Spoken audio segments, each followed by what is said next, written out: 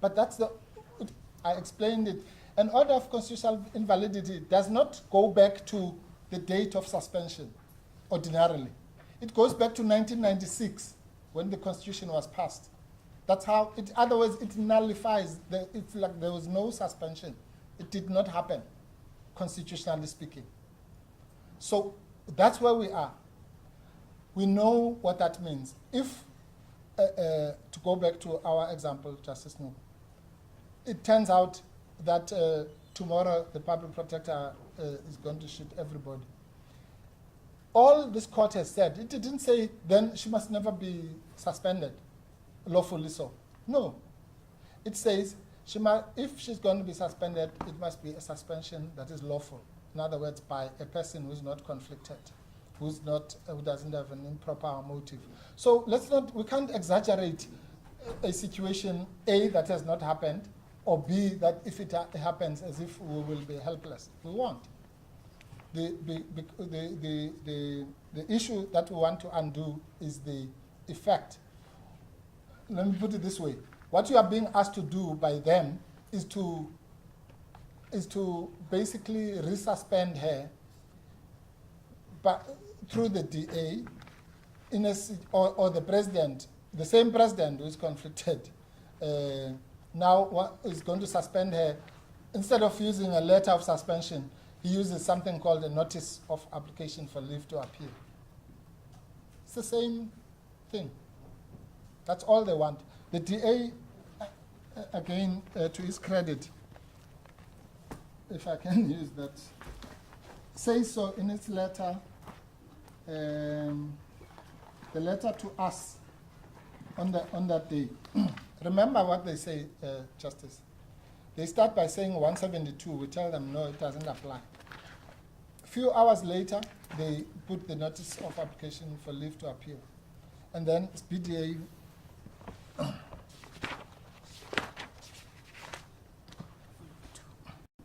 Yeah, BMDA 4, page 104. Then the truth comes out. They write at, let's say, 3 o'clock. The judgment comes at 2:30, 3 or something past 3. They write to us and tell us the story of 172. An hour later, we write to them. We say, no, that's you've misread the law. And then this is what they write to us in the evening at 1:04. If your client is correct and the High Court order is not subject to confirmation by the Constitutional Court, the High Court order is in any event suspended by our client's application for leave to appeal. And paragraph 5 shows there are real motives. In the circumstances, whomever is correct, the High Court order is not presently operative and your client's suspension from the position of public protector remains effective. That is the purpose of this entire exercise. That's why we're here.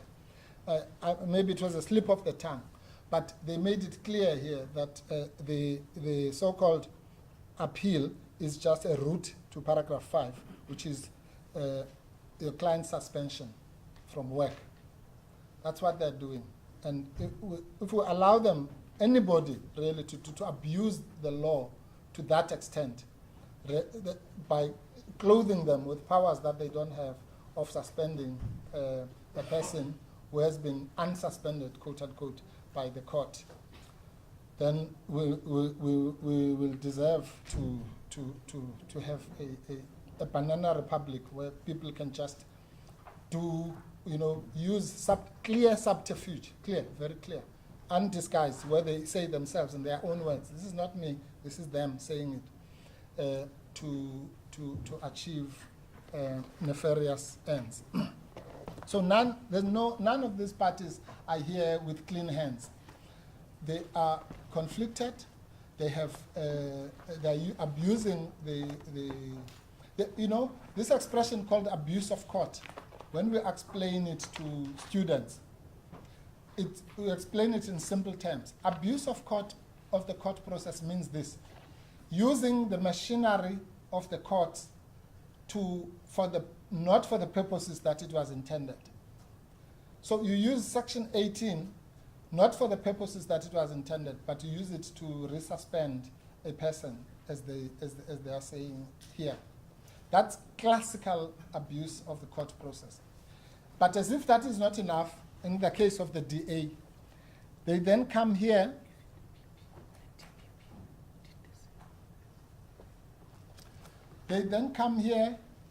and in line with what Justice Nogo is saying about witnesses and what have you, they come here and seek to deceive the court. They give 400 pages, I think. You know, this record has got 9 volumes now.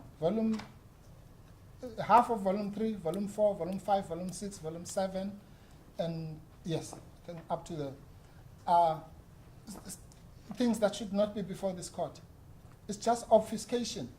They give you those hundreds of pages of so-called evidence that's happening in the Section 194 committee. This is the urgent court. And you give 400, 500 pages of irrelevant stuff, and then they apologized yesterday for doing so. Now, let me tell you where the deception is there. That is supposedly evidence. Let's assume it was relevant for a minute, which it is not. It's evidence, affidavits of some of the witnesses who have given evidence in the Section 194 committee. Just their affidavits. The fact that they've been cross-examined, some of those statements have been retracted or contradicted and so on. No, we're not given. You're just given the raw statement as if that is all you have. If they really wanted to inform this court about what's happening in the 194 committee, they would have given you the record and say, this is the record. Witness number 1 said this. This was the cross-examination, and this is what happened. Witness number 2. No. They come here in motion court and simply give you the unadulterated version that shows, again, the perverse interest that we're talking about. And I want to say this. If the court stands by and allows itself to be abused like this, firstly, this is a waste of valuable judicial resources. The fact that we're here for some simulated so-called appeal, which is a fake appeal. It's not a real appeal. It's just something make-believe. And then in that process, we are then saddled with hundreds and hundreds of irrelevancies and what I call clever points which take us nowhere. Then we have something coming. So let's move then quickly to the last point, which is prospects of success.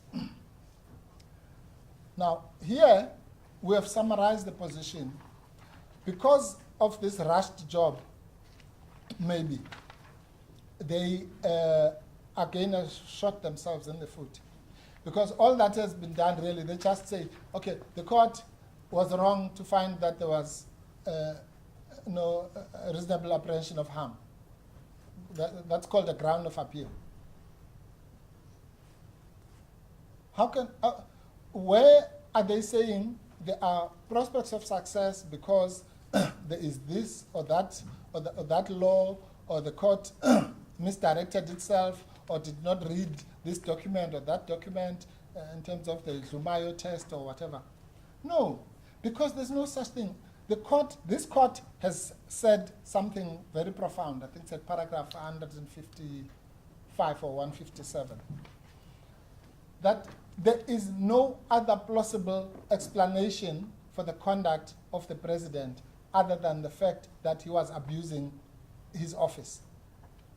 He was abusing the power that we gave him as South Africans to be the president and therefore be the person who's mentioned in Section 194.3 to shield himself away from the investigation of his Phala scandal.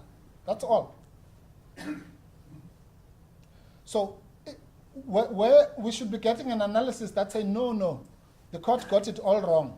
So there are prospects of success because here's the plausible explanation. This and that and that. But the reason why that is not done is because it does not exist. There is nobody in their right mind who can find a plausible explanation for this. Knowing, and this is pointed out in the judgment, knowing that there's a judgment which is coming. Let's say, for example, he didn't know that it was coming on the 10th.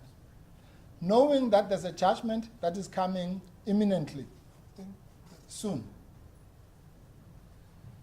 Knowing that there are undertakings, and I know the court made its own findings on that, knowing that there's an undertaking that might suffer whatever defects the court found, but there's an undertaking nevertheless that we will give you some pre-warning of the suspension. Knowing all that, and then you get, being a party to the litigation, it's not like some other person who's not a party. You are a party to this litigation, you have been all along. You yourself have said that if that conflict ever arises, I will delegate it to somebody else. And knowing all that, you issue. And the president says the following. I mean, honestly, he says, I did not know that the judgment is coming tomorrow. And let's grant him that. So I went to the assembly, I addressed the assembly, and only then did I learn, because of some coincidence, the 1434 effect, as we say. The court here issued the thing at 1434, and the letter also came out at 1434. Let's assume all that is coincidence. But this is what he's saying to the court with a straight face. When I realized in the afternoon, when I finished in the National Assembly, that the judgment is coming tomorrow, the following day, I just went to bed. Who does that? How could let's think about the President of the United States, or even here, where there's capital punishment. Let's say the President, our President, let's say we still have capital punishment. He says, I've signed the letter of execution for the person. I signed it at 3 o'clock. I didn't know that there's new evidence. I went into Parliament, but at 6 o'clock when I came out, I was told that, no, that is the wrong person. It's not the person who killed. The real killer has confessed. And he says, well, I've signed the letter. There's nothing I'm going to do. Kill him. That's what we're being told, that even when he discovered afterwards, he didn't have it in himself as a human being to say, oh, well, if the judgment is coming tomorrow, I'm withdrawing my letter or whatever it is, and I'll reissue it after the judgment. Just out of respect of the courts, if nothing else. Don't worry about respecting the public protector. Just out of respect of the courts to say, I'm withdrawing the letter, I did not know, genuinely did not know, and we will see what the court says tomorrow. If the court says I can suspend, I will suspend. If it says I can't, I won't. No. He said, let's watch the news or whatever. Now, this is we are told that on those facts, there's a prospect that another court can find what? That on his own version that he knew after the National Assembly address and did nothing about it. That on his own version, not forget about us, write us off. On his own version, by that one single act of omission, would he have done that if he had the ubuntu and the empathy to know that this suspension is going to befall all the consequences and go on for 3 months and so on? And then was the focus of video after the letter was issued? No, yeah, Justice Lekulen, those are nice Latin terms, functus officio. But we must never entrap ourselves in those things, because technically the rule of functus officio is defined in this book that Mr. Bishop agreed that he'll give it to me when I need it. Administrative law in South Africa, Cora Hoekstra and Penfold, as this. Once a decision maker has made a decision, a court, let's use the court. Yeah. Once a court has made a decision, that's it. There's nothing you can do about it. And it is the origin of, for example, Rule 42. The first words you will get in the commentary on Rule 42 will be about the functus officio rule.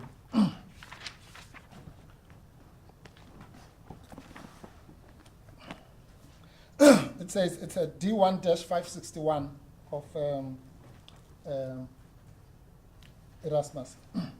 The general well-established rule, and the point I'm really making is that we have all these general rules with nice sounding titles, but they all have exceptions to cater for the kind of thing I'm talking about.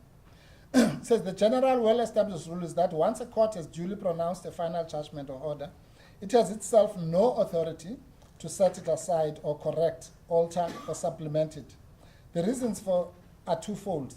The court becomes functus officio, and its authority over the subject matter ceases. Secondly, the principle of finality in litigation expressed in the maxim interes re publicae ut sit finis litum, in the public interest that litigation be brought to finality. And then it says, but that's exactly why we have Rule 42. So that in certain circumstances where you are able to show that despite the functus officio rule, the outcome is going to be oppressive if the court, the very same court that said, we're done, goodbye, comes back and says, we will listen to you, because legal rules are about justice, not just about mechanical application. So imagine who would have said, I think, speaking as a citizen now, everyone would have said, what a great president we have. Nobody would have said, but what about the functus officio rule? If he said, I came out, my office didn't tell me, in the evening I discovered that the court, a court of law, you know, a full court is going to give judgment tomorrow on this very thing that I was intending to do. And I'm saying I'm withdrawing the letter, and the judgment was at 8 a.m. or something. At 10 o'clock, I will make an announcement one way or the other, depending on what the court says. No, if then we say, no, the functus officio rule, ketile. No. That would have been the proper responsible thing to do, and it would have been the opposite of a breach of Section 96(2), and it would have demonstrated the exact opposite. So what am I saying? I'm saying that there is no prospect, and that I'm deliberately using the president's version, because I can come here and tell you about our version. You know our version. When you know our version is that this whole thing was just a pala hit back and so on. I don't want to go there. I'm saying use their own version. You can't change the facts. That's one thing we know as lawyers. When you go on appeal, you can't change. The record is the record. And the record says that he became aware of it on the 9th in the afternoon on his version. So the prospects of success, with the greatest respect, are zero. Particularly on the question of reasonable apprehension of harm. Reasonable apprehension of bias. So let's say all our theories are wrong. Because remember, we say it's actual bias. We say he knew and he did it deliberately. Assume we're wrong. Who can say that there's no reasonable apprehension of bias for his failure to act overnight? Who can say that the breach of Section 96(2) did not happen where the threshold is lower than low? The threshold in 96(2) is that if there's a risk of a conflict, you must not act. And the EFF Nkandla case says that risk doesn't even have to materialize. So all you have to say is, what will people say if they know that I've got these 31 questions from this person and I'm now about to suspend them and there's a judgment that is coming? What will people say? They might be wrong, those people. They might be crazy. But what will it look like? That's perception, reasonable perception. To a reasonable person, what will this thing that I'm going to do to this person look like? So there's no issue. And by the way, this issue of prospects of success was not done, it was not added by the courts to amend the legislation. The legislation still has the 3 elements. But again, like everything in law, the courts were saying, look, we can't just be abused. You can't just say, when, the court says the sky is blue, and then you say, I'm appealing. And then they say, okay, for the purposes of the appeal, the sky will be red. So it was meant for those kinds of absurd cases where the court could, it basically was entitling the court to say, no, but we know you've filed a notice of appeal, but it's so hopeless. No, there's no court that's ever going to say the sky is not blue.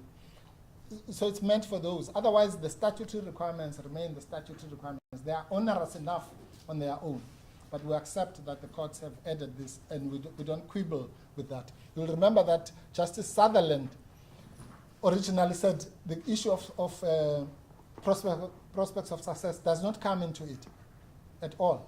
But Justice Binswood in this division found differently in the Justice Alliance case, and the SCA in AfriForum and Klemeza found that, and this division, with the greatest respect, has been leading in this area of law in that respect, and I've taken the liberty in my head to refer to the judgment in Eidseg, which is also in Erasmus, which took the matter further and said that you can, even if you are the loser on an interim order, you can still invoke Section 18. And the reason I put it there is because the judge who made that profound decision was none other than a certain Masuku A.J. So there has been great developments in the so what acting Judge Masuku was explaining was a purposive interpretation, that the purpose of this thing is to protect litigants. So we mustn't mire it in technicalities, but and that's another great contribution from this division in this area of law. Let me deal quickly with the question of costs, and I'll deal with it again in reply, but in fairness, so that my learned friends can respond. Let's take the big picture. What's the big picture? The big picture is that we have been brought here by, the irony is this. The underlying problem with the judgment, or rather with the conduct of the president, was the hurried nature of his suspension, which was clearly intended to run away from accountability. We are back there right now. We have another hurried suspension, quote unquote, or resuspension by the DA. One can ask the following question rhetorically, hopefully, so that it doesn't need an answer. The Democratic Alliance, assume this was a confirmation process. Two things should happen. One, if it was a 172.2 matter, then the law says in Rule 16 that the registrar of this court must take that order and submit it at the Constitutional Court. So why did they not wait for that? Rule 16 says that in 15 days they can appeal. So why did they not wait for that? Why did they have to do it in 3 or 4 hours? Why? And do a shoddy job at it of not even complying with the section. There can only be one answer. To borrow the words of this court, there is no other plausible explanation for that hurried activity of the DA, apart from what they say in paragraph 5 of their own letter, which is to revive the suspension. So the courts must not allow this kind of thing. We would implore this court to mulct these respondents with punitive costs. And we don't say this lightly. You know, Justice Madlala'S said in the case of the public protector versus the South African, the commissioner for SARS, that it has become fashionable, I'm paraphrasing, to mulct the public protector with punitive costs, personal costs, and so on. And the basis, for example, he said that this must stop. And he said the one case in which the Constitutional Court had endorsed such an order was the Reserve Bank case, SARB versus 2019, volume 6, I don't know the page. Oh, by the way, the reference to the UDM case, I just got the volume wrong. It is 2017 5, not 3, SA, and the page was correct, 300 CC. But so what Justice Madlala'S was saying is that it should not be so easy to mulct the public protector with costs. And the justification that was given were two, the bias and unreasonableness. Now here, and actually I'm glad I thought about this so that I can make this point. We've alluded, for example, to a cross appeal which might come from us. We ourselves are aggrieved by the judgments of this court, by the way. And that's why we are talking about the possibility of cross appeal, in respect particularly of the interpretation of section 194.3a. And this issue I was talking about of the interpretation of the agreement between us as council and all that. Many issues, the sub judice rule, or what have you. But on the, assume, let's say it was us then who are appealing now.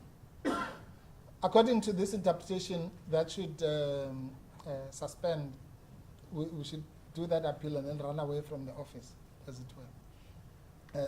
These are some of the absurdities of this case.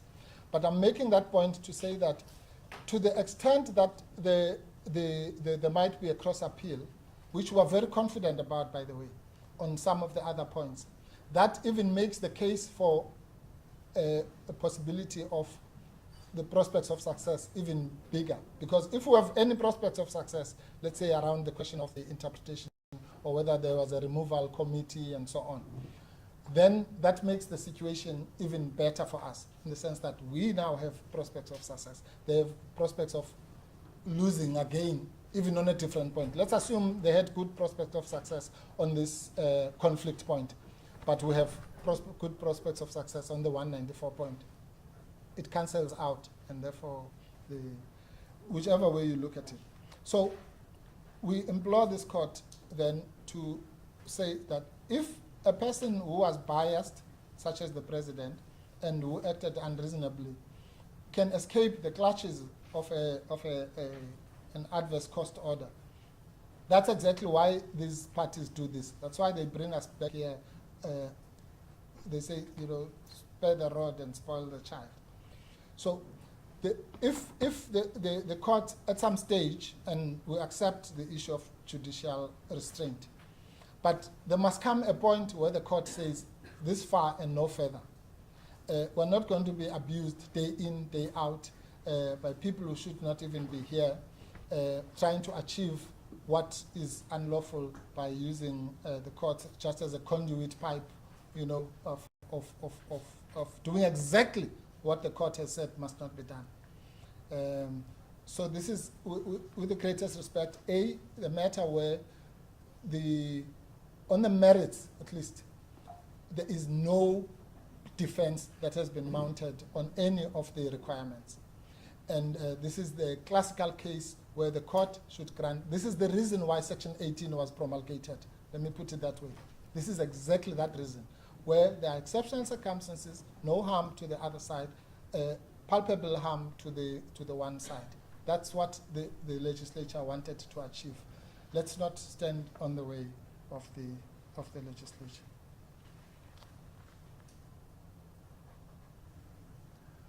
Yeah. Okay. Well, for what it's worth, since there was mention of witnesses, I'm reminded to point out that we have made it clear in the affidavit that in terms of the Section 194 committee, there's only, I think, one and a half. There's a witness who needs to be cross-examined, and then another one who's going to talk about legal costs and so on. But there's basically half a witness, let's say two, so that I don't have to split hairs, that are left. So there's no suggestion that those witnesses would be intimidated. But really, as I say, all those things, they have their own recourses. So if there's a witness who's intimidated, they know what to do. They'll go to the police station or do whatever they need to do, or tell the chairperson of the committee. But we can't keep the public protector in the dungeon simply because there's some theoretical possibility of some unnamed witness being so-called intimidated. The nullity is a nullity. That nullity, which was the suspension, must be visited with nullness, which is the voidness, and the fact that, quite frankly, we should all erase it from our collective memory as something that was an unfortunate event, but which has not happened. And the only way to do that is for the restoration of the status quo ante, in respect of which Section 90 of the Constitution is there, and there are all sorts of other avenues. So it's not for this court to try and prevent some theoretical things that we don't know. This court must simply apply the law. Section 18 has requirements. Have those requirements been met, yes or no? If they have been met, then the court must do that which Section 18 says must be done. And the court can be assured in that by the fact that there are safeguards which are in Section 18. Those safeguards, the first safeguard is the one we're debating here, which is the high standard of owners that the legislature has introduced. The second safeguard is the safeguard of automatic appeal. So they don't even have to do applications for leave to appeal in terms of Section 18.4. It's an automatic appeal. The third safeguard is something that's unprecedented in our law. I've never seen it in my entire life, where it says that that appeal must be heard as a matter of extreme urgency, not just urgency, extreme urgency. In other words, the court must stop everything. So those are the safeguards that will be that are available to the other side. But the public protector has no safeguard.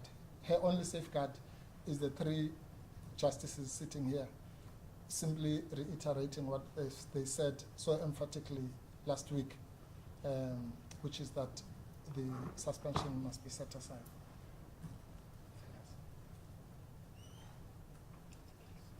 Oh, okay. If Mr. Chavalala wanted me to say a point, then he's lost his his turn. The order should then be simple. Leave should be granted, and leave to execute and operationalize the order, and we'll accept that instead of being effective last week as the court intended, it will be effective when this order is granted. And with those, oh yes, I forgot. The fourth safeguard, of course, is that they would have, whichever way, they would have achieved what they've been trying to do. Because the fourth safeguard is that pending that extremely urgent appeal, the judgment will be suspended. There's nothing we can do about that. It's unfair, it's unjust, it's oppressive, but that's what the law says as a safeguard for this kind of situation. It's cruel, actually, but as we say, it is what it is. Maybe one day someone will take Section 18 forward for constitutional scrutiny, but until then, that said situation will prevail. But what can we do? As the court pleases. Oh, yes. Marlene Jr. was saying it looked like Justice Lekulen wanted to ask me a question.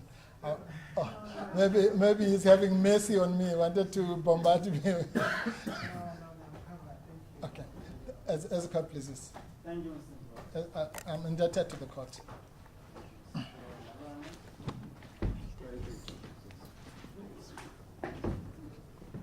My time says 12:51.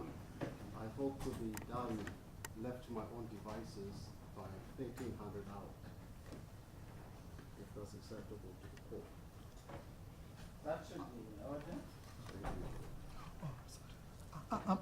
I'm sorry to disturb Mr. Ngalwan. I forgot you had given me a task during the break to speak to my learned colleagues.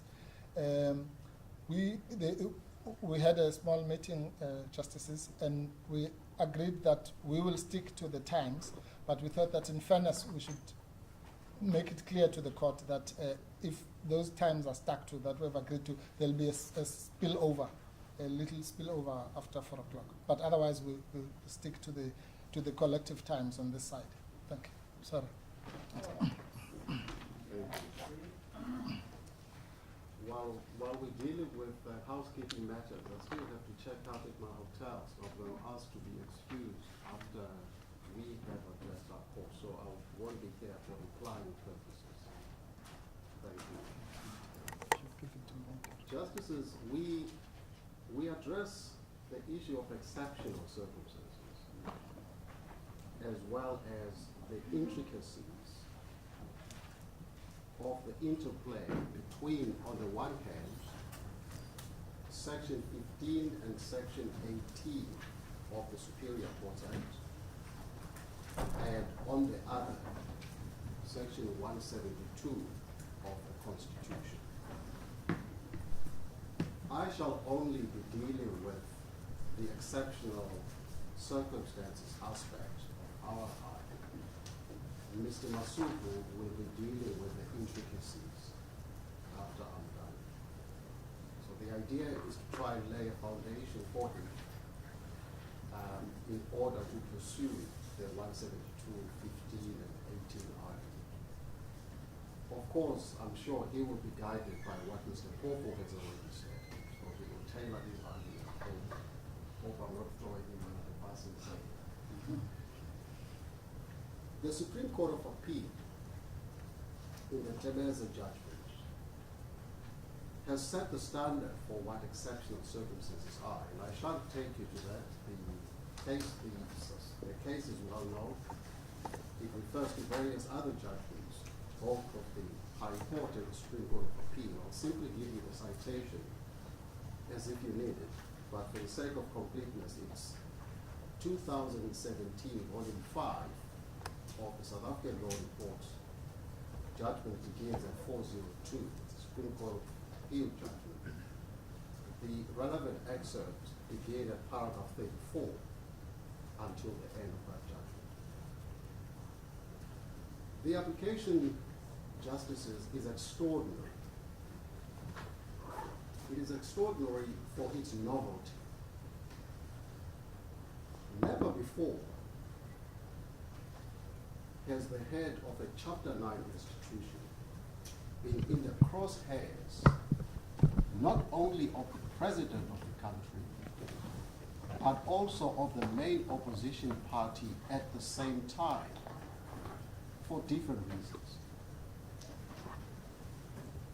The undisputed facts in this case demonstrate, with respect, a sitting president determined to go to the ends of the earth to protect himself politically, even if he trashes the Constitution in the process.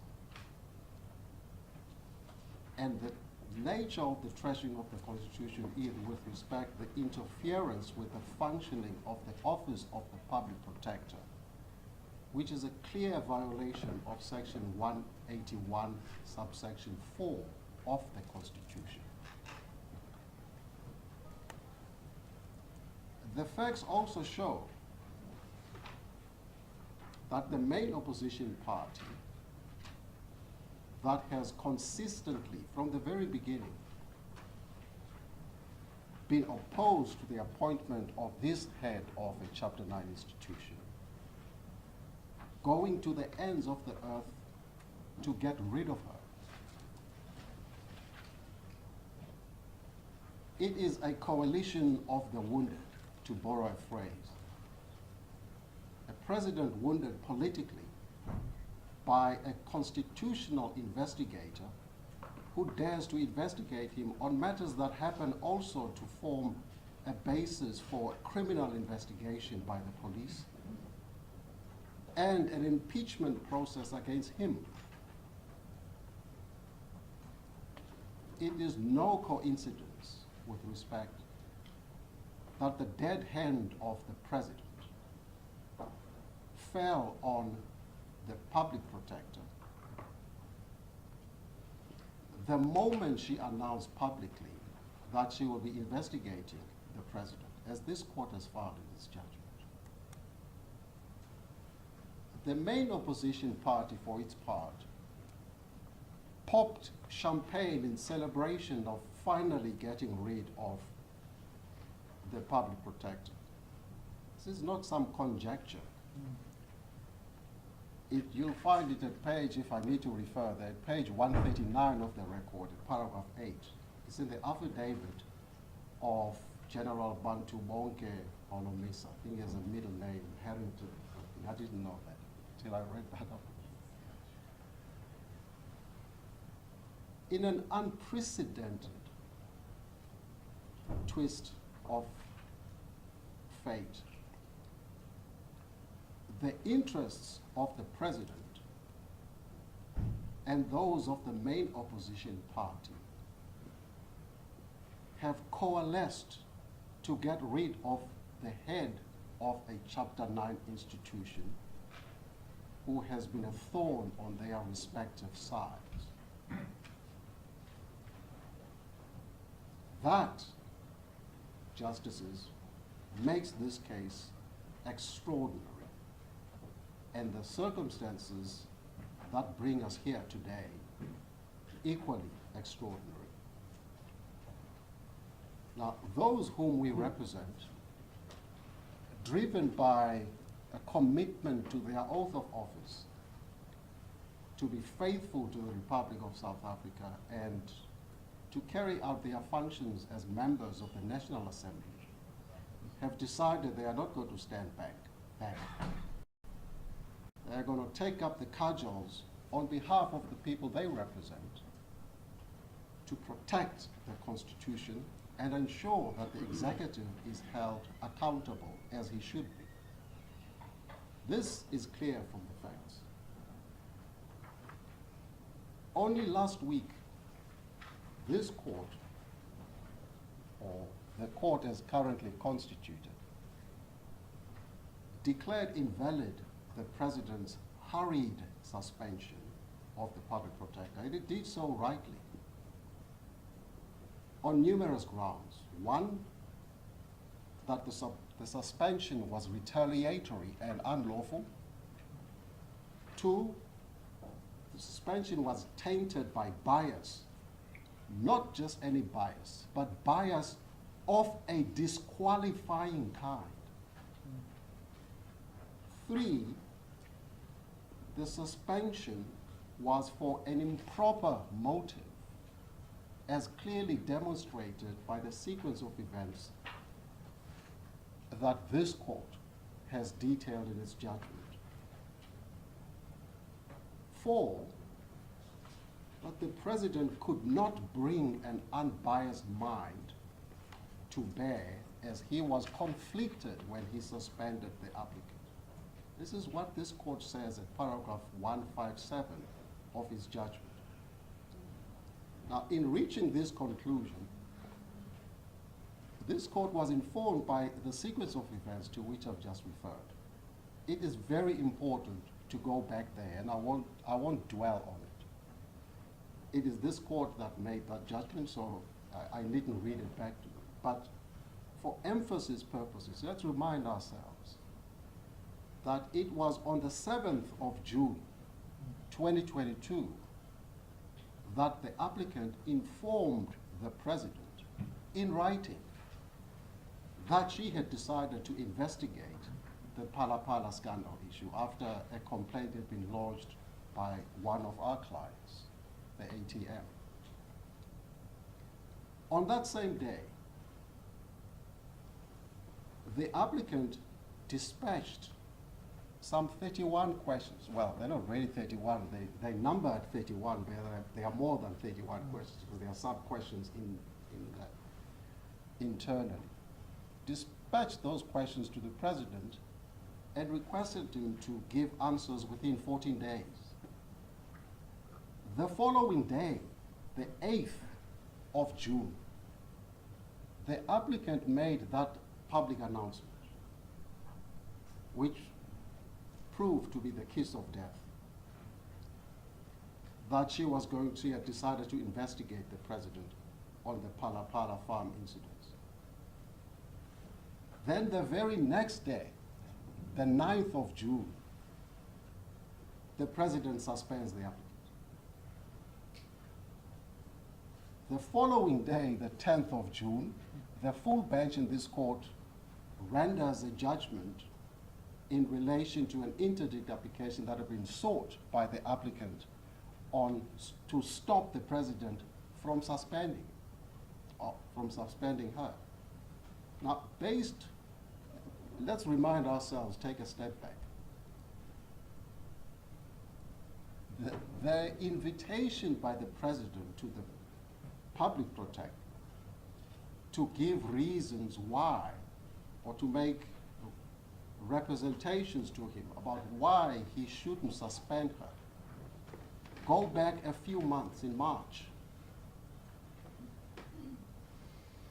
Now, based on this sequence of events, the full court concluded, rightly with respect, that the president's suspension of the applicant was triggered by her decision to investigate on the Phala farm incident. And it's not just that.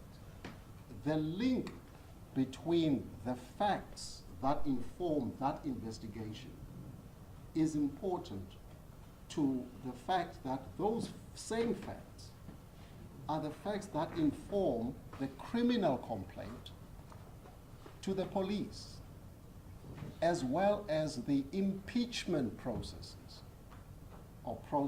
against the president. I understand from yesterday that a panel has now been set up, so it is something that is in motion. This, justices, is the context in which the president's suspension of the applicant must be seen. It is the context in which this court set aside that suspension and did so with immediate effect, granting a just and equitable order. This is the context in which this court must determine the applicant's application. And this is the context that provides clear, exceptional circumstances. I want briefly to take you to the record, because this is very important for exceptional circumstances purposes. But before doing that, let me say this. If the removal by a sitting president of a head of a constitutional institution for daring to investigate on serious allegations, which, as I say, also inform a criminal investigation and impeachment process, if that conduct does not constitute exceptional circumstances in an application intended to reverse that perverse result, then justices, South Africans, and the South African legal system and justice system is on a hiding for nothing. We will be deluding ourselves for believing that we live in a constitutional democracy. In an old democracy such as the United States, for example, a president lost an election for the sort of thing that the president of South Africa is accused of, a criminal violation of the Constitution. And unlike in this case, no court, as I understand it, had found that that president had breached the Constitution.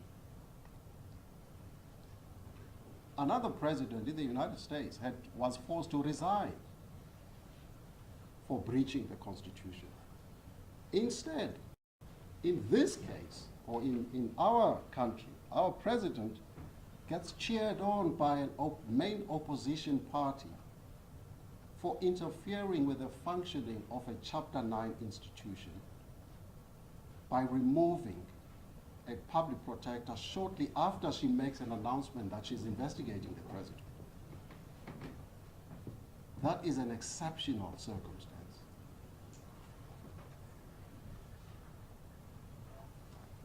So we say the facts in this case bristle with exceptional circumstances. The Constitutional Court characterized this sort of conduct, of which the president is being investigated, as theft. Theft of the power that was vested by the people in the president. Mr. Popo has already referred to the UDM judgment, and I've given you the citation. Well, he has given you also the correct citation. Now, how did the president know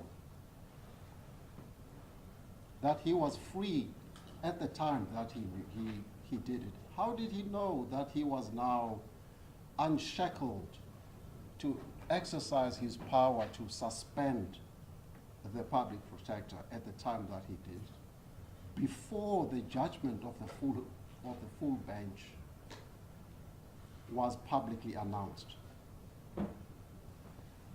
This is where the record becomes important.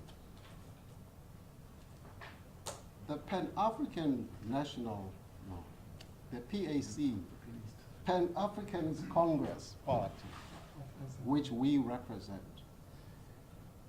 believes that he was informed of the outcome of that case.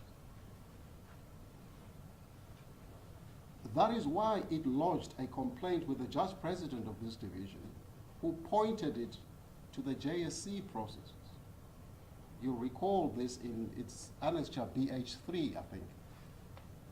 Oh, I don't think I know. Yeah, it's in my notes. It's BH3 on page 155 of the record.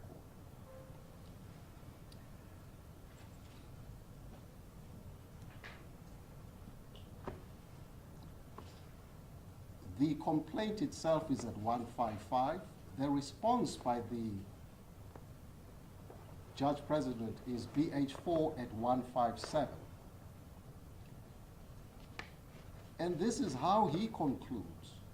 Well, he says at 157, after receiving your letter, the same was forwarded, is writing back to the PAC.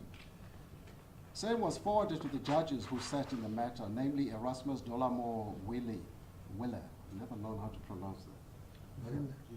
Vella. Apologies to the letter judge. As per my letter dated 23 August 2022 and enclosed here too, and he encloses. He attaches the responses from the members of that bench. Then he recounts what each of them says. And the conclusion is important. He concludes at 159 of the record by saying this: finally, 159 almost half of the page down, or a third of the way up.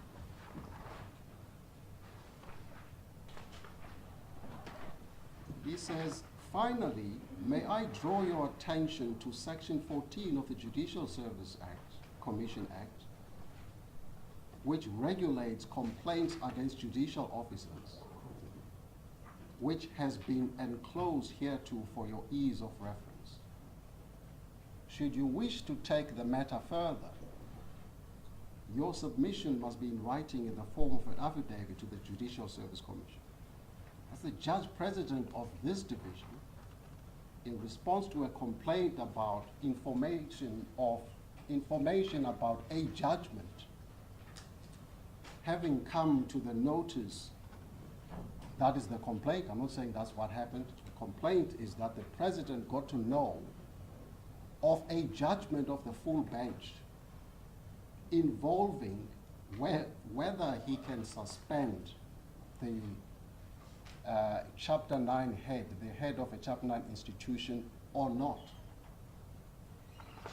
The president suspends her the day before that judgment comes out, and the Pan-Africanist Congress feels aggrieved, feels that there must be some skullduggery here. They lodge a complaint, ask for investigation to the judge president, and the judge president points him to the Judicial Service Commission. I missed one point, which is important to make, on the exceptional circumstances part. When the judge president narrates his discussion of the issue with the judges, he makes mention of a WhatsApp with one of the judges. He says at page 158 of the record, he says, on 9 June 2022, that's the day on which the suspension was triggered or happened, I received a WhatsApp message from Villa J that reads as follows, quote, have you ever seen this? The judgment to be delivered tomorrow is date stamped in George, today, 2 question marks. I replied by saying, this is hilarious.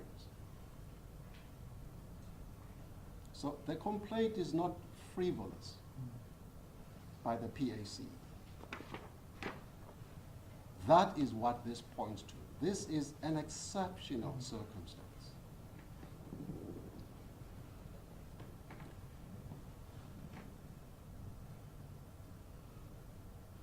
Before that incident, a member of the public somehow got to know of a decision of the Constitutional Court before it was made public, which also had a bearing on the relations between the president and this public protector, because it had to do with the Section 194 process which had been triggered. I don't want to get into a debate about whether the committee had started or not. I'll leave that to Mr. Mpofu in another debate. But the point I make is one cannot divorce the application before the Constitutional Court, which I think was a rescission application, from the Section 194 processes in Parliament and the interdict application in this court. Those three are interrelated and have to be seen together in order to appreciate the exceptional circumstances that dog this case. So a certain Mr. Abramji, who, as far as I know, is neither a journalist nor, I don't know, I mean, it doesn't matter whether he was a journalist or not. I hear he's been called an analyst or something like that. To be safe, I'll call him a member of the public. Somehow gets to know of the decision of the Constitutional Court before it comes out. and alerts a member of one of the legal teams, I think for the, I'm not sure, Speaker or Democratic Alliance, one of the two, the Speaker, about the outcome of that judgment. Question is why? What's his interest in this? How did that information get to a member of the public from the Constitutional Court?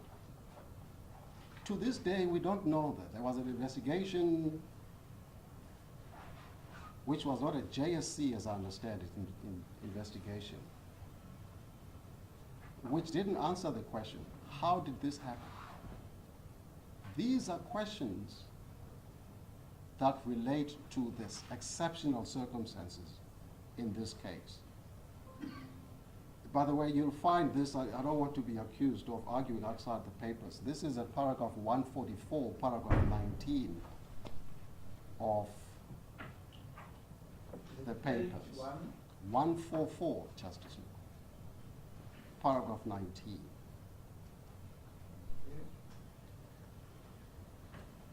Now, the president and the main opposition party will have this court and the citizens of this country believe that all these are irrelevant coincidences. Well, those whom we represent do not share that, shall we, well, I'm not going to label it, do not share that thinking.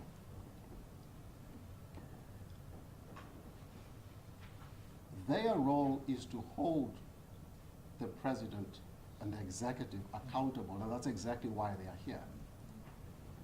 Which is why, and this is the point I wanted to make earlier, Justice Luke, when I lamented the fact that the boat had sailed in relation to the intervention application, and I hope I'm not seen as sneaking it sideways, but I just want to make one point on the role of those whom we represent. They see themselves as protecting the Constitution. And so for the acting public protector on an affidavit to accuse them of seeking to interfere with the processes of functioning of the constitutional institution in the form and shape of the office of the public protector is regrettable. I will put it no higher or lower than that. It is not an accusation that should have been made on affidavit. These facts provide exceptional circumstances within the meaning of Section 18 of the Superior Court Act. With 3 minutes to spare, that's my contribution to the debate on behalf of our client. And if I may just take soundings, maybe I've missed something.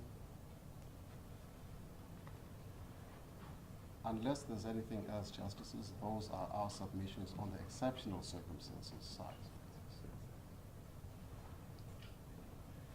Thank you, Mr. Madlala. Thank you, Justice. Mr. Masuku will address us on the intricacies of the 172 and Section 15 and 18 of the Superior Court Act as a court plea. Thank you, Mr. Masuku.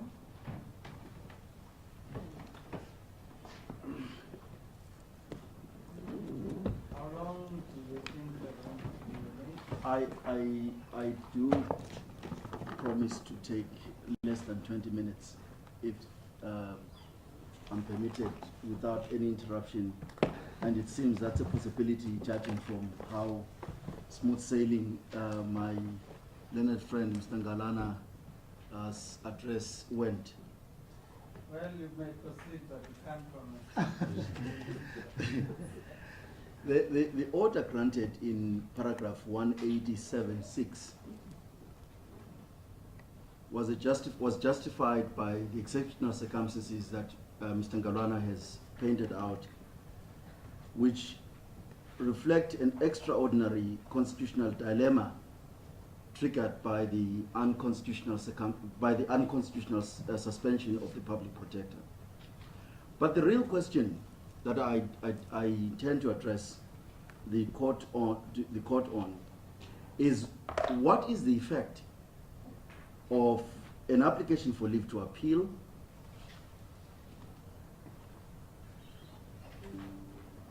the orders, whether it's 187.6 or 187.5. The second related question is what is the effect of confirmation proceedings?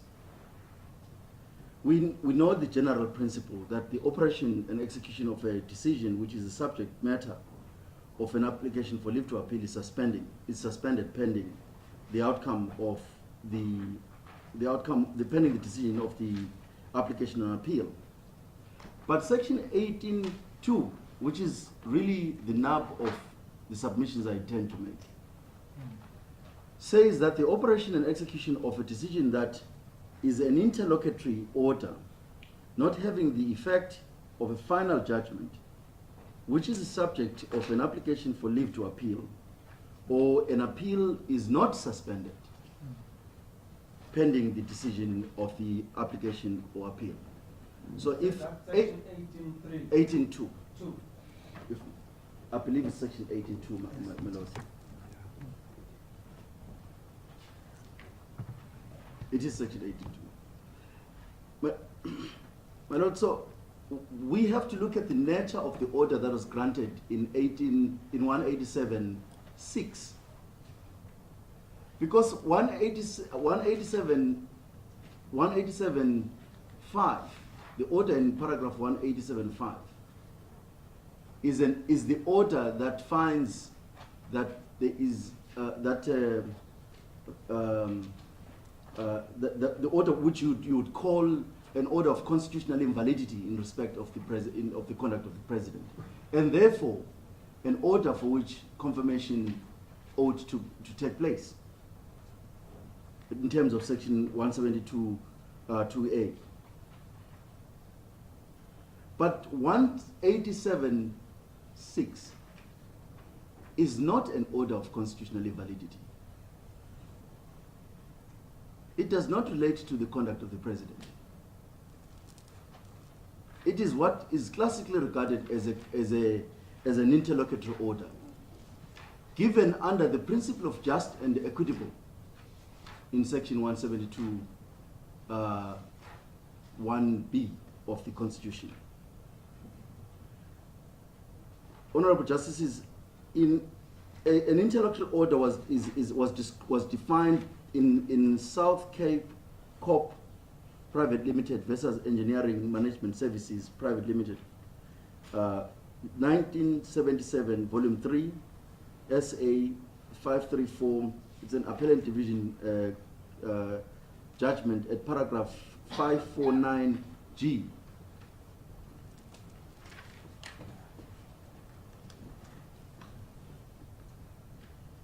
And in that judgment, an interlocutory order was defined as follows. It said, in a wide and general sense, the term interlocutory refers to all orders pronounced by the courts upon matters incidental to the main dispute, preparatory to or during the progress of the litigation. But orders of this kind are divided into two categories: those which have final and definitive effect on the main action, and those known as simple, purely interlocutory orders or interlocutory orders proper, which do not.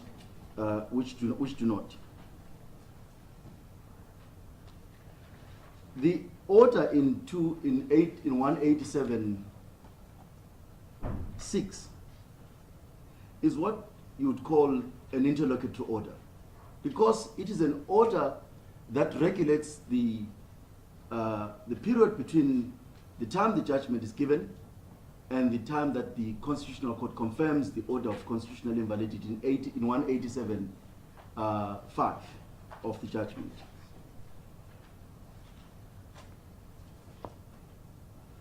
Just so that I understand your submission. So what you are saying is that that order is the sort of order that would not be suspended pending the That is correct.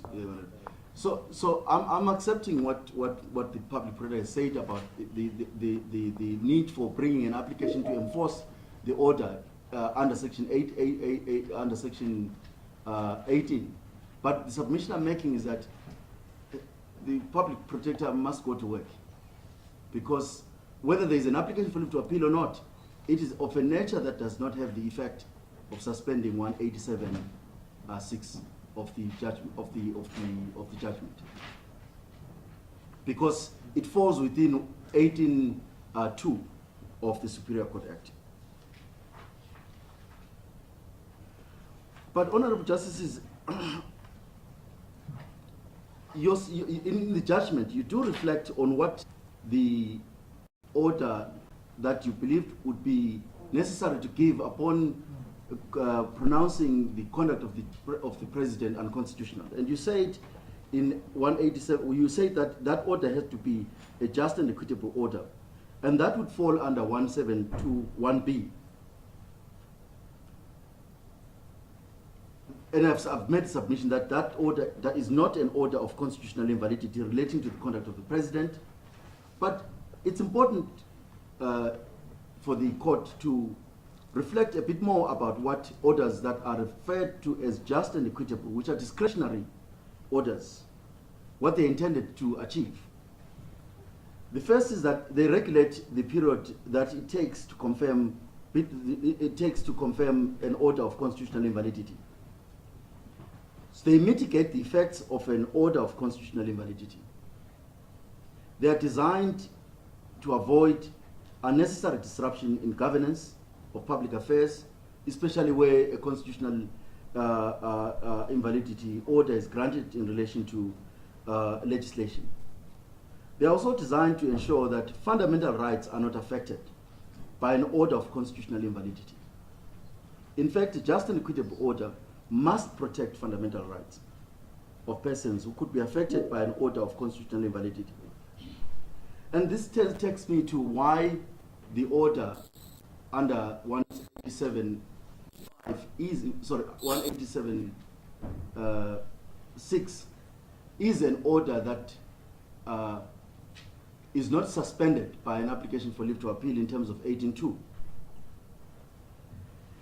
It is so because you would know from the provisions of 181 the responsibility of everyone in relation to Chapter 9 institutions. 181(2) says these institutions are independent and subject only to the Constitution and the law, and they must be impartial and must exercise their powers and perform their functions without fear, favor, or prejudice. And of course, an order as this court has granted in paragraph 187(6) is an order that affirms this particular provision. It reinforces the independence of the public protector. While there's a controversy about the constitutionality of the conduct of the president through confirmation proceedings, it says to the public, the office of the public protector must be protected in terms of the Constitution. It also requires that other organs of state, through legislative and other measures, and in this case I would say the judiciary, through its power, its judicial powers, must assist and protect these institutions to ensure their independence, impartiality, dignity, effectiveness of these institutions. So in a way, what paragraph 187(6) does is to ensure the independence, the impartiality, dignity, and effectiveness of the public protector. More importantly, it's a constitutional prohibition against the president that no organ of state may interfere with the functioning of these institutions. And where the court has found that there's been an unconstitutional suspension of a Chapter 9 institutions, that provision is implicated. And an order that she must return and perform her duties advances the principle that is set out in paragraph in section 181 4. The constitutional rights that are implicated in the unconstitutional removal of the, or through an unlawful suspension of the public protector are self-evident. The dignity of the public protector, and Mr. Pofu has dealt with that.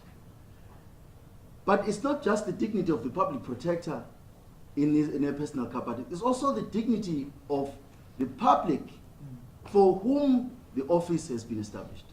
Those people who, on a regular basis, go to the public protector to ask for relief that they would not get elsewhere. So it is for the interest of and the confidence in the office of the public protector that an order as this one must be granted. Finally,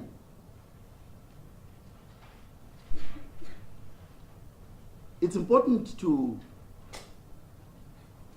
juxtapose what you are protecting by ensuring that the public protector is resumes her functions immediately.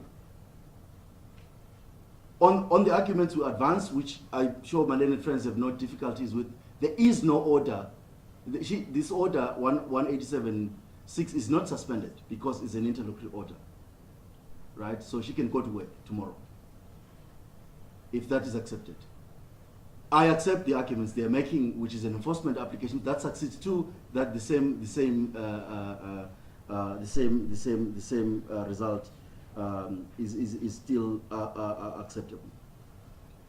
There is a presumption, a very important presumption, that is extended to constitutional institutions or heads of constitutional institutions as those that occupy these Chapter 9 institutions. Presumption of integrity.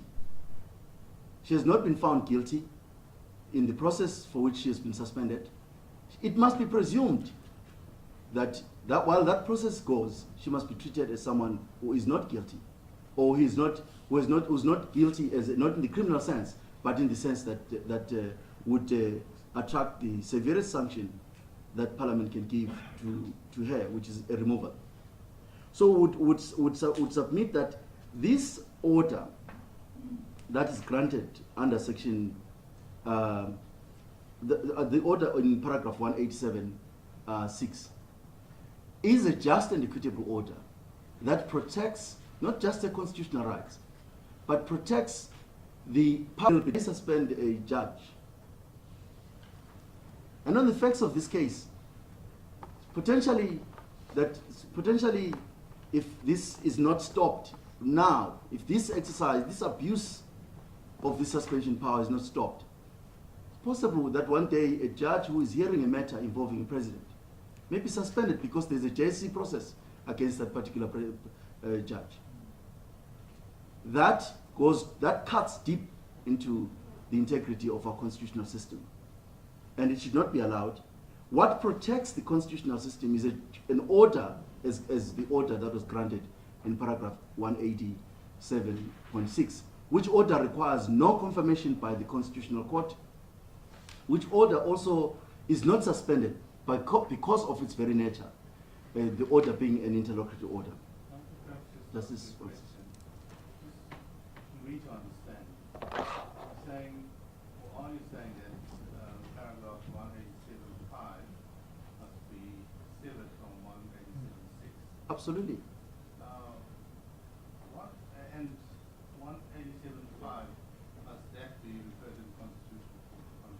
Yes, because it's an order falling under the 172(1)(a) of the Constitution. Now, what will happen if the Constitutional Court decides not to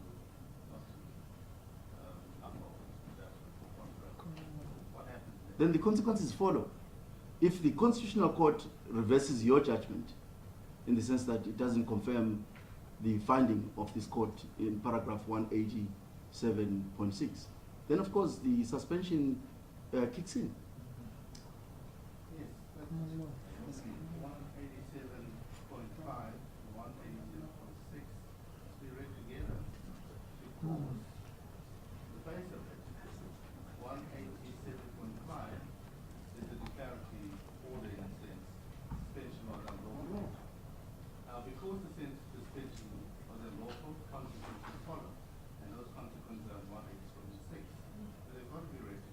they've got to be read together, except that Justice Francis. But what is referred for confirmation to the Constitutional Court is not 186.6, it's 186.5. Because that is the only order that relates to the conduct of the president. The consequences under a just and equitable order are exactly that. It's applying your own discretionary powers as a court. You try and regulate the impact of a finding of constitutional invalidity. In the mystery case, for example, when the court found that the legislation governing the Medicines Control Act gave the inspectors expansive powers, the court declared that legislation unconstitutional. But then they asked the second question, which was, what is the impact of that order of constitutional invalidity? And they said, well, there won't be any regulation or that governs how medicines are kept by medical practitioners. And so they suspend the order of constitutional invalidity. The position stays the same until the Constitutional Court confirms that particular order. I'm saying the order that is subject of confirmation is not 187.6. Even if you read them together, they're separate orders. They regulate separate aspects of the complaint. One is a just and equitable order, or a temporary order that is intended to mitigate the effects of an unlawful suspension. And what other, the most appropriate just and equitable order to mitigate the effects of an unconstitutional suspension is to reverse it. That can be, there can be no doubt about that, especially where there is no evidence whatsoever that if the public prosecutor were to return to her office, she would bomb the office, or she would commit crime, or she would do anything. You have to give her the presumption of integrity. Presume that even though she's gone through this difficult process, this difficult political process, she is, in fact, she's got the integrity, she understands her constitutional duty, and she intends to perform her constitutional duty as required by the Constitution. That is not what you confirm. What you confirm is whether or not the president's power has been exercised in accordance with the law. That's what the Constitution says. You don't confirm a just and equitable order. My learned friend relies on a judgment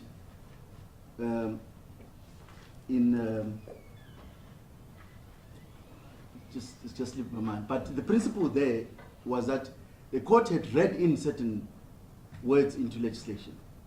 And of course, that's where the order of constitutional invalidity and the remedy, the constitutional remedy given for that, are linked in.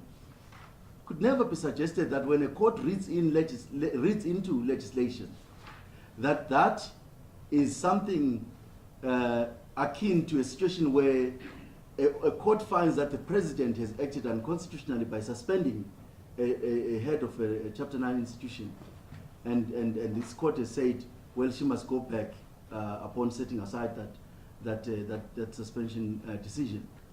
There are two different situations. There will be situations where a just and equitable order, perhaps in an order of constitutional validity, can be read together, particularly in legislation, where you are dealing with constitutional invalidity of legislation. But where conduct is involved, because you have to think about what other areas the president's power reaches that could be challenged as being unconstitutional. He declares a war, or he imposes an unconstitutional state of emergency. We rush to court and we say, but you can't do this because the jurisdictional requirements for this action are not satisfied. You agree with it. But then you say, no, actually, the just and equitable order is that it must remain. This state of paralysis must remain. People must stay in their homes and not move out until such time the Constitution is confirmed that. That wouldn't be a just and equitable order, because a just and equitable order must advance and protect the constitutional rights of citizens. That's why it's a just and equitable order. It cannot perpetrate an unjustified suspension, because that's exactly what this whole application by the DA and the president seeks to do. It seeks to regulate or seeks to promote an unconstitutional suspension. In the eyes of the public and in the eyes of the law, when a court has spoken and said it has found, but for a moment, that the Constitutional Court must still deal with it.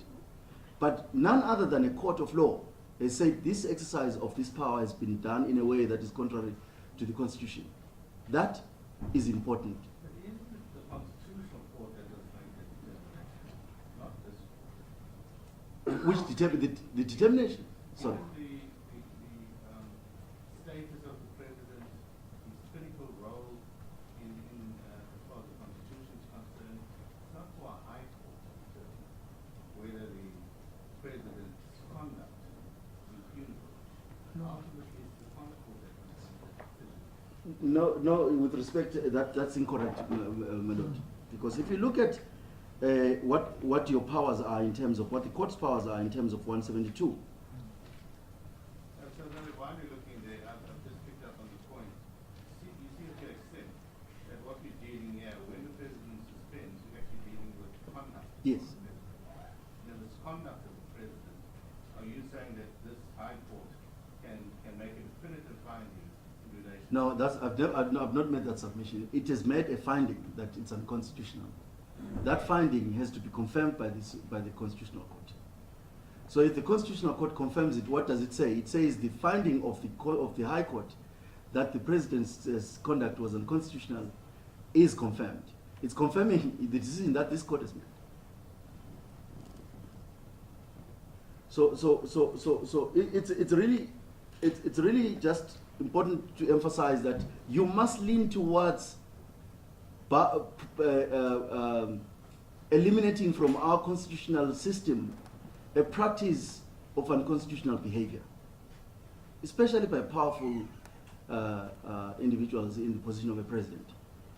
Where you have found that the conduct of the president is unconstitutional, an appropriate order would be to restore order in the sense of looking at the rights that are implicated, looking at the institutional integrity of the Public Protector's Office, which is implicated in that decision, and make an appropriate order that the suspension that you've set aside or that you've declared unlawful must be set aside, and the Public Protector must return to work.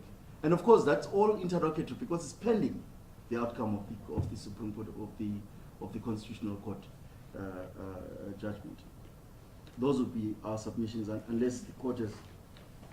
My Lord, perhaps I rush to conclude.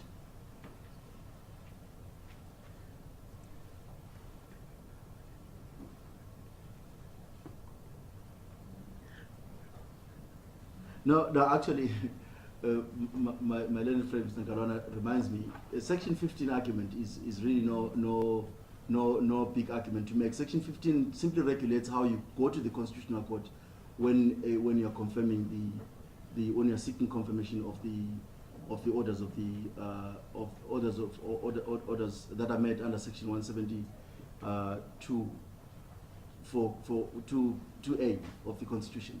So the process through which you go to the Constitutional Court is regulated in Section 15 of the Superior Court Act. That's really all that we submit. So we submit that on two levels, the Public Protector can go to work on the basis that the order in 187(6) is interlocutory. An application for leave to appeal does not suspend it. Alternatively, that you grant the relief that is sought by the Public Protector through its enforcement application. Those would be our submissions. Unless there are any questions, Justice Leclerc. Yes, in other words, if I understand you correctly, the application for leave to appeal doesn't do anything to as far as the order in 187(6), yes. Because that is correct. The application for leave to appeal is of no moment. It doesn't suspend the operation of that order because that order is interlocutory. It's in between litigation, the finding of this court and the confirmation proceedings. in other words, it's also in terms of Section 18.2, Yes, in terms of section 18.2.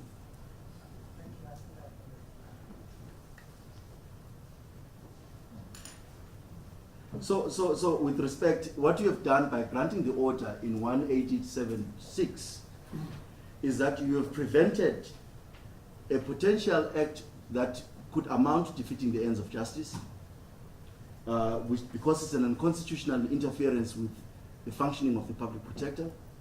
You've also not rewarded that conduct by prolonging the repugnant suspension of the public protector.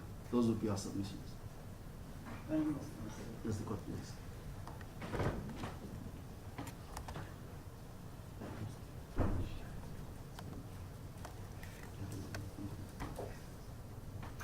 We shall adjourn until 2:15 so that we can assess the situation with the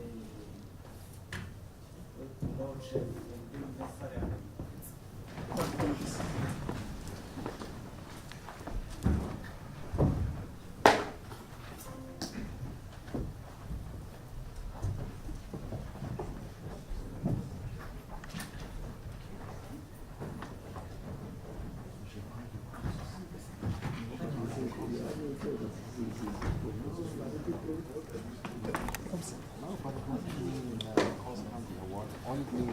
We can't be paid. That's all it means.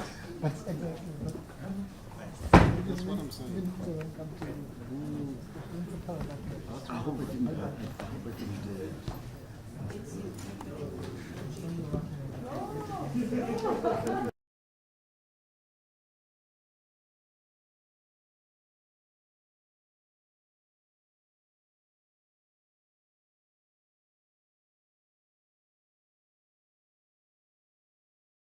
Tumelo will take 2.5.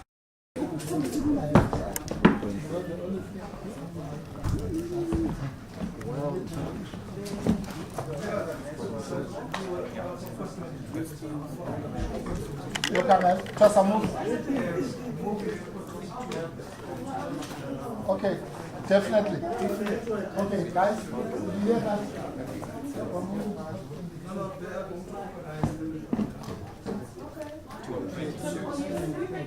No.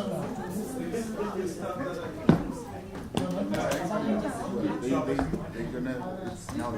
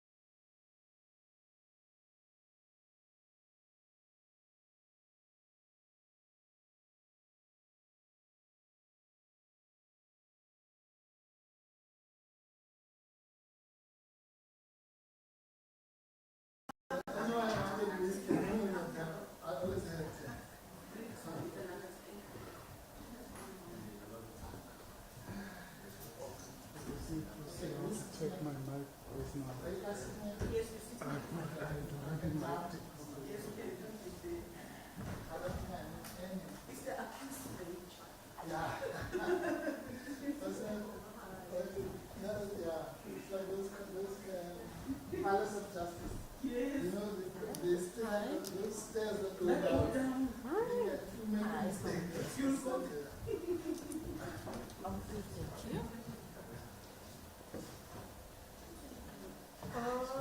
I don't know if they do, but I don't know if they do, but I'll send Michael Bishop a message and I'll send Stephen. Okay. Oh, you guys are already using the bites there. Actually, what I'm gonna do, I'm Gary, gonna do go. they have I'm any gonna go bites? back I need the and bites. forth.